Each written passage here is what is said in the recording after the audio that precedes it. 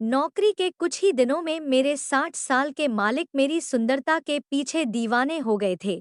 एक दिन जब मेरा सिर बहुत जोर से दर्द करने लगा, तो मालिक ने सिरदर्द की बात सुनकर मुझे नींद की दवा दी।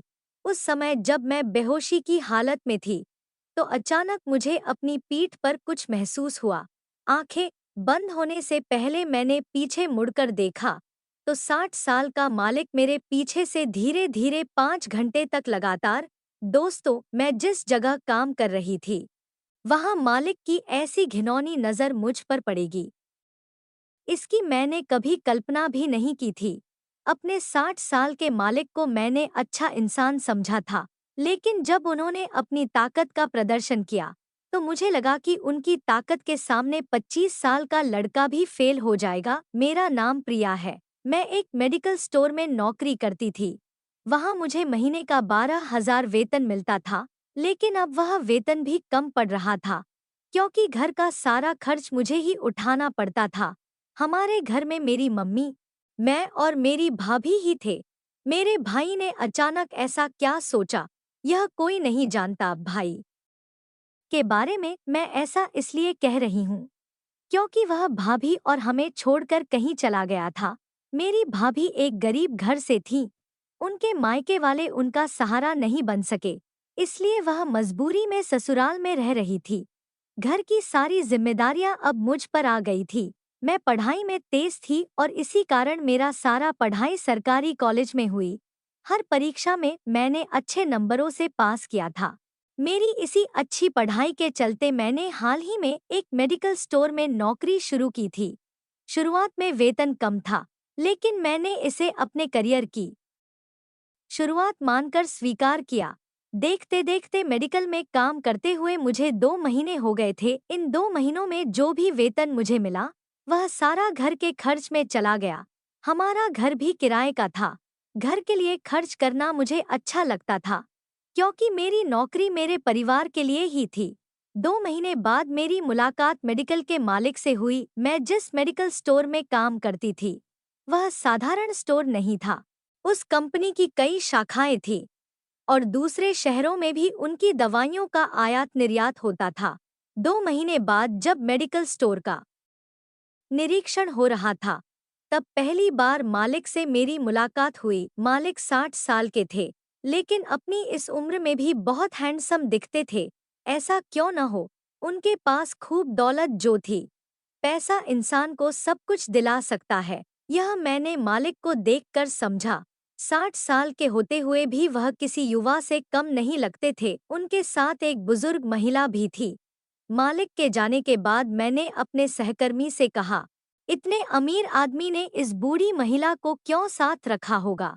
सहकर्मी ने बताया कि वह उनकी पर्सनल सेक्रेटरी है। इस बात पर मैंने मजाक में कहा, इतने स्मार्ट मालिक के साथ वह सेक्रेटरी बिल्कुल भी नहीं जमती। इस पर सहकर्मी ने हंसते हुए कहा, काम का अनुभव ही असली काबिलियत है, और इसी वजह से बड़े लोग अनुभवी लोगों को साथ रखते हैं। लेकिन अगर उनकी सेक्रेटरी की जगह तुम होती, तो उसकी यह बात मेरे दिल में घर कर गई। मैंने सोचा, मैं सुंदर भी हूँ और अपने काम में तेज भी।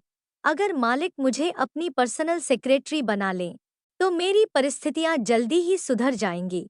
मालिक को काबिल सेक्रेटरी मिलेगी और मुझे अच्छी तनख्वाह। अगले ही दिन मैंने मालिक की सेक्रेटरी बनने की कोशिश शुरू कर दी। मैंने मेडिकल से छुट्टी ली और हमारी फार्मा कंपनी के मुख्य कार्यालय चली गई। कंपनी के मालिक वहीं रहते थे। उस दिन सुबह से शाम हो गई, लेकिन मेरी मालिक से मुलाकात नहीं हो पाई। उनके केबिन के बाहर का चपरासी बार बार यही कहता रहा कि साहब मीटिंग में हैं और आपकी बारी अगली है। शाम हो गई, लेकिन मेरी मुलाकात नहीं हो सकी। 8 घंटे लगातार इंतजार के बाद भी मैं मालिक से नहीं मिल पाई। शाम को जब मैं वॉशरूम से बाहर आई, तब तक मालिक ऑफिस से निकल चुके थे, लेकिन मैंने हार नहीं मानी। अगले दिन फिर मैं कंपनी में पहुंची। उस दिन भी सुबह से दोपहर हो गई, लेकिन चपरासी ने मुझे बाहर ही बिठाए रखा। लेकिन कहते हैं ना, कोशिश करने वालों की कभी हार नहीं होती। मेरी जिद के कारण मुझे यकीन था कि किसी न किसी तरह मेरी और मालिक की मुलाकात होगी। दोपहर में जब मालिक के केबिन की घंटी बजी, तो मैंने देखा कि वह केबिन से निकलकर वॉशरूम की तरफ जा रहे थे। तभी वहां का चपरासी केबिन से बाहर आया। मैंने उससे पूछा, क्या हुआ? उसने जवाब दिया, साहब गुस्से में हैं। उन्हें लापरवाही बिल्कुल पसंद नहीं है। उन्होंने अपनी सेक्रेटरी को ऑफिस के एक नल की मरम्मत करवाने को कहा था, लेकिन वह काम भूल गई। अब साहब बहुत नाराज हैं।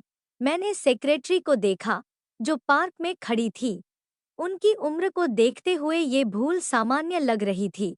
उस उम्र में इंसान कई बातें भूलने लगता है। मुझे लगा कि उन्हें अब रिटायर हो जाना चाहिए, लेकिन यह भी सच था कि पैसा इंसान को मरने तक काम छोड़ने नहीं देता। शायद उन्होंने पैसों के लिए नौकरी नहीं छोड़ी होगी। मैंने मौके का फायदा उठाया और वॉशरूम की तरफ बढ़ गई। जैसे ही मालिक को वॉशरूम से बाहर आते देखा, मैंने अचानक चक्कर आने का नाटक किया और नीचे गिर पड़ी। मालिक तुरंत मेरी मदद के लिए दौड़े। उन्होंने मुझे उठाया और पूछा, आप ठीक तो हैं? तब मैंने उनके हाथ पकड़कर कहा, साहब, मैं कल से आपसे मिलने के लिए तड़प रही हूँ। जब तक आपसे मिल नहीं लूंगी, मैं अन्न का एक दाना भी नहीं खाऊंगी। यह मैंने कसम खाई है। मेरा झूठा बहाना मालिक को सच लग गया। मैंने इतना परफेक्ट नाटक किया था कि वह मान गए। उन्होंने कहा, तुम कौन हो? मुझे नहीं पता, लेकिन पहले कुछ खा लो, फिर बात करेंगे। मालिक मुझे कंपनी की कैंटीन में ले गए। वह कैंटीन बहुत ही शानदार था।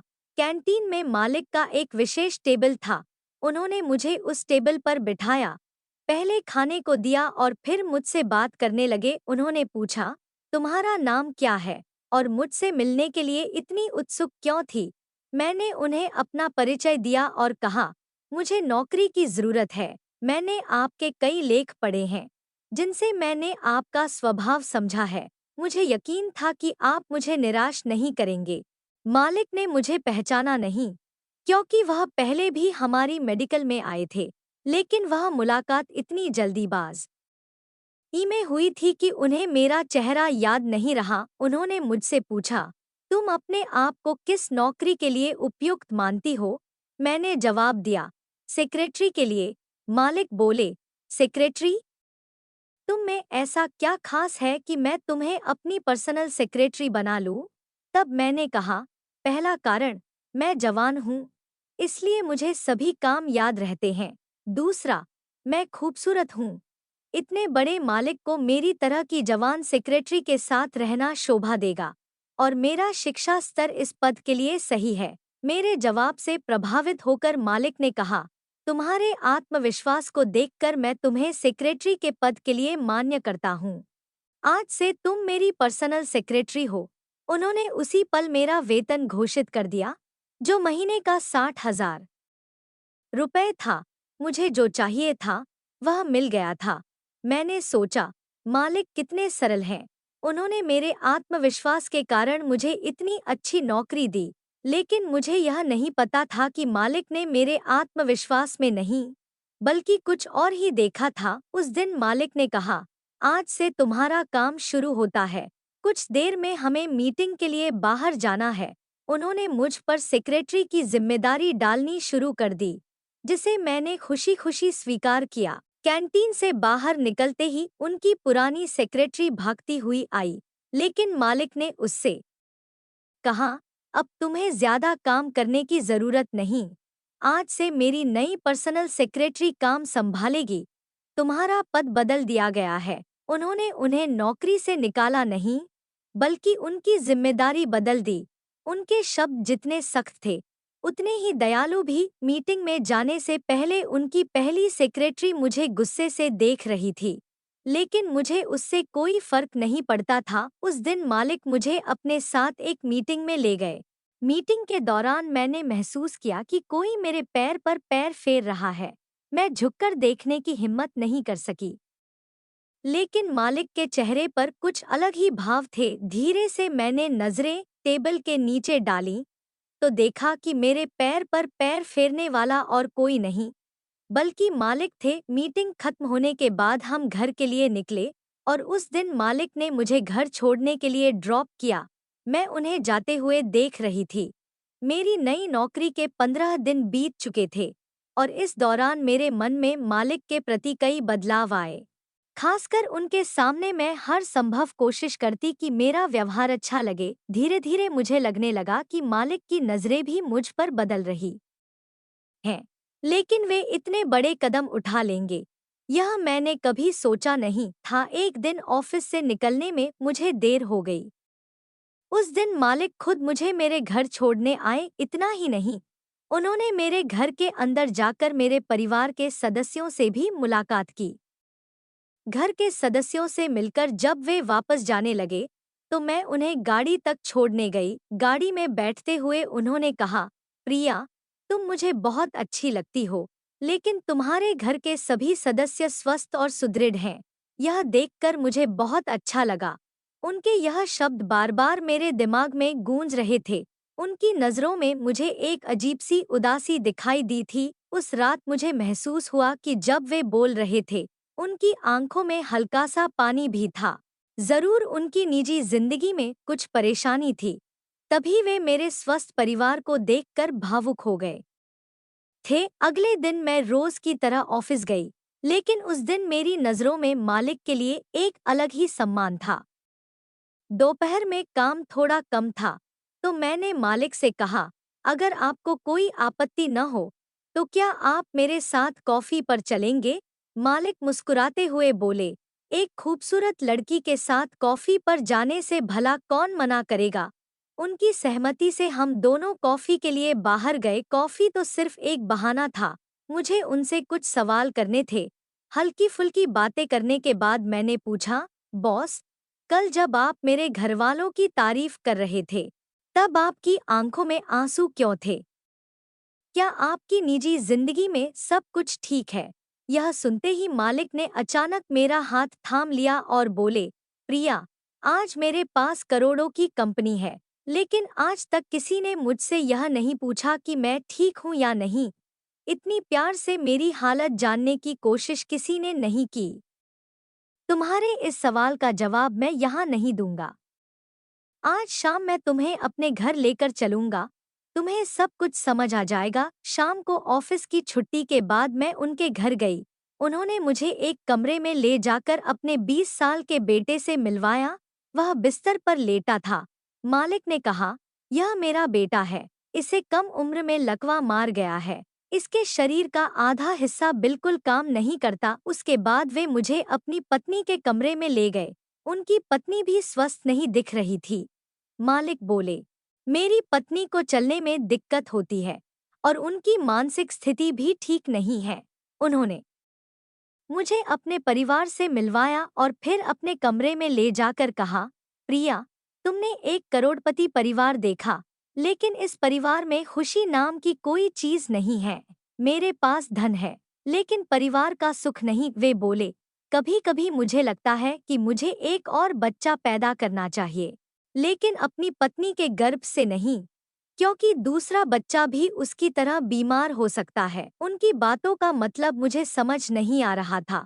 तभी वे मेरी तरफ बने और बोले, प्रिया, जो मैं कह रहा हूँ वह तुम्हें समझ आ रहा है ना? इस उम्र में भी मेरा एक और बच्चा पैदा करने का सपना है, लेकिन इसके लिए मुझे एक पार्टनर की जरूरत है। यह बोलते हुए उन्होंने मुझे अपनी बाहों में भर लिया। वे बोले, प्रिया, क्या तुम मुझे अपना समझोगी? मालिक को देखकर मुझे वह पल याद आया जब मैंने पहली बार उन्हें देखा था। वे भले ही 60 साल के थे, लेकिन उनकी एनर्जी एक 25 साल के लड़के जैसी थी। उनके स्पर्श से यह एहसास और गहरा हो गया। मैंने भी उन्हें गले लगाते हुए कहा, मालिक, मैं आपकी हर इच्छा पूरी करने को तैयार हूँ।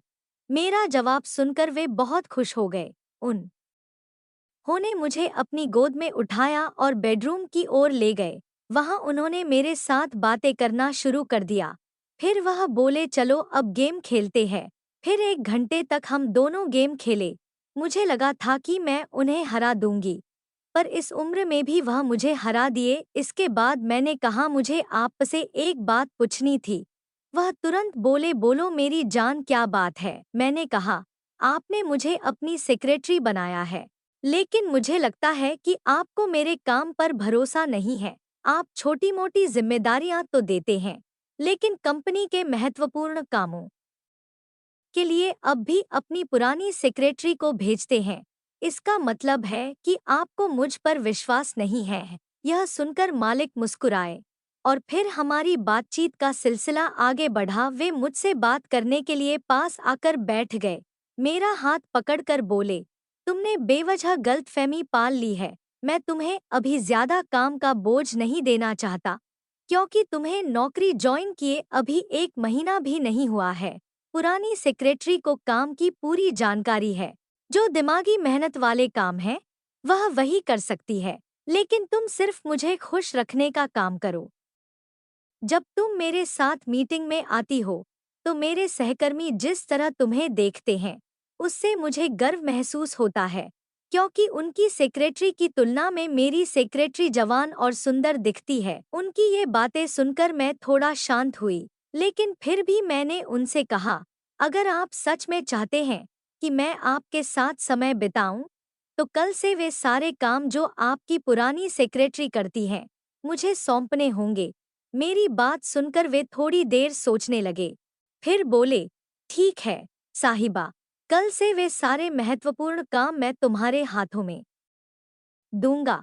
अगले दिन उन्होंने अपनी पहली सेक्रेटरी से सारे कागजात लेकर मुझे सौंप दिए। कुछ दिनों बाद कंपनी में एक इवेंट ऑर्गेनाइज किया गया। यह खबर मुझे कंपनी के कुछ कर्मचारियों से मिली, लेकिन मालिक ने मुझे इसके बारे में कुछ नहीं बताया। यह जानकर मुझे बहुत गुस्सा आया। उसी गुस्से में मैं उनके केबिन में चली गई और पूछा, आपने मुझे इवेंट के बारे में क्यों नहीं बताया? उन्होंने मुस्कुराकर जवाब दिया, प्रिया, इतनी नाराज मत हो, मैं तुम्हें सब बताने वाला था। इस इवेंट में तुम्हारी खास जरूरत है, क्योंकि वहाँ बड़े बड़े बिजनेसमैन आने वाले हैं। तुम्हारे करियर के लिए यह बहुत बड़ी मौका है। यह सुनकर मैंने उन्हें गले लगा लिया। मालिक ने भी मुझे प्यार से आउने करीब खिंच लिया, लेकिन फिर वह बोले, मैं तुम्हारे करियर को आगे बढ़ाने में मदद करूंगा, लेकिन एक शर्त पर, तुम्हें अपनी भाभी को भी इस इवेंट में साथ लाना होगा। यह सुनकर मैं हैरान रह गई। तब समझ आया कि उनकी नज़र मेरी भाभी पर थी, लेकिन मेरे लिए उस समय सिर्फ मेरा करियर मायने रखता था। अगर मैं भाभी को नहीं ले जाती तो इतना बड़ा इवेंट मिस कर देती। इसीलिए मैंने वार्ड से भरे विचारों के साथ उनकी बात मान ली और भाभी को साथ लाने के लिए हाँ कह दिया। इवेंट के दिन मैं अपनी भाभी को साथ लेकर पहुंची। भाभी खूबसूरत थी, हालांकि उनकी पढ़ाई कम थी। उस दिन मालिक ने एंकरिंग की जिम्मेदारी मुझे दी थी, लेकिन उनकी नजरें बार बार मुझ पर और मेरी भाभी पर जाती रहीं। एंकरिंग करते हुए मुझे यह एहसास हुआ कि सभी बड़े बिजनेसमैन मेरी तरफ देख रहे हैं। यह सोचकर मैं और ज्यादा आत्मविश्वास से भर गई। स्टेज पर मैंने जो प्रेजेंटेशन दी वह पूरी तरह सच्चाई पर आधारित थी। वह प्रोजेक्टर पर दिखाई जा रही थी। इवेंट में मीडिया भी मौजूद थी। सब कुछ लाइव शूट हो रहा था। तभी मैंने माइक पर खुलासा किया कि मेरे मालिक ने यह इवेंट सिर्फ अपने काले धंधों को छुपाने के लिए आयोजित किया है। मेरी भाभी, जो इस समय 7 महीने की गर्भवती है, उन्हें इवेंट में इसलिए बुलाया गया है क्योंकि इस दिन मालिक अपने साथियों के साथ गर्भवती महिलाओं पर एक नई दवा का परीक्षण करने वाले हैं। वह दवा नकली है और जानलेवा हो सकती है। मालिक गरीबों की जान की परवाह नहीं करते हैं। मैंने यह सब जानते हुए उनके करीब जाने का फैसला किया था, क्योंकि मेरे भाई को कुछ महीने पहले इसी मालिक ने जेल भिजवाया था। मेरी माँ ने उनकी मेडिकल दुकान से एक दवा खरीदी थी, जिसे लेने के बाद उन्हें हार्ट अटैक आ गया। जब मेरे रिपोर्टर भाई ने इसकी शिकायत की तो मालिक ने झूठा केस बनाकर उन्हें जेल भिजवा दिया। इसीलिए मैं इस कंपनी के मालिक तक पहुंचना चाहती थी और उनकी असलियत सबके सामने लानी थी। जब मेरे भाई को गिरफ्तार किया गया तब मैं पढ़ाई के लिए शहर से बाहर थी। सौभाग्य से मैं मेडिकल की पढ़ाई कर रही थी। इतने दिनों तक मैंने बहुत धैर्य से सच्चाई का पता लगाने की कोशिश की। उस कंपनी में चल रही नकली दवाइयों की सच्चाई मैंने उजागर की। वह नीच व्यक्ति अपनी जेबें भरने के लिए एक्सपायर्ड दवाओं की तारीख बदलकर उन्हें दोबारा मेडिकल स्टोर्स पर बेचता था। उन दवाओं का आम लोगों पर बुरा असर पड़ रहा था। रोज अखबार में लोगों की मौत की खबरें छपती थी। नकली दवाइयों के इस रैकेट में एक व्यक्ति नहीं, बल्कि बड़े-बड़े लोग शामिल थे। इन सभी सबूतों का मैंने वीडियो फुटेज बनाया था। जब वह सबूत सामने आए, तो उस घटिया मालिक और उसके कुछ साथियों को तुरंत जेल भेज दिया गया। जेल जाने से पहले मैंने उस मालिक से कहा, आपने अपने परिवार की जो हालत मुझे बताई थी, वह हालत आपकी वजह से हुई है। नकली दवाइयाँ बेचकर जो पाप आपने किए हैं, उनकी सजा आपको अपने परिवार के जरिए मिल रही है। अगर आपके अपने ही लोग अच्छा जीवन नहीं जी सकते, तो पैसा कमाने का फायदा ही क्या? हर किसी को अपने बुरे कर्मों का फल कहीं न कहीं भुगतना पड़ता है। सच्चाई सामने आने के बाद मेरे भाई को रिहा किया गया और उन्हें सम्मान के साथ अपनी नौकरी पर वापस बुलाया गया। मेरी मेहनत को देखते हुए सरकार ने मेरा सत्कार किया और मुझे एक सरकारी अस्पताल में नौकरी मिली। दोस्तों, यह कहानी आपको कैसी लगी? अगर पसंद आई हो, तो इस वीडियो को लाइक करें और चैनल को सब्सक्राइब करें। साथ ही बेल आइकॉन पर क्लिक करना न भूलें।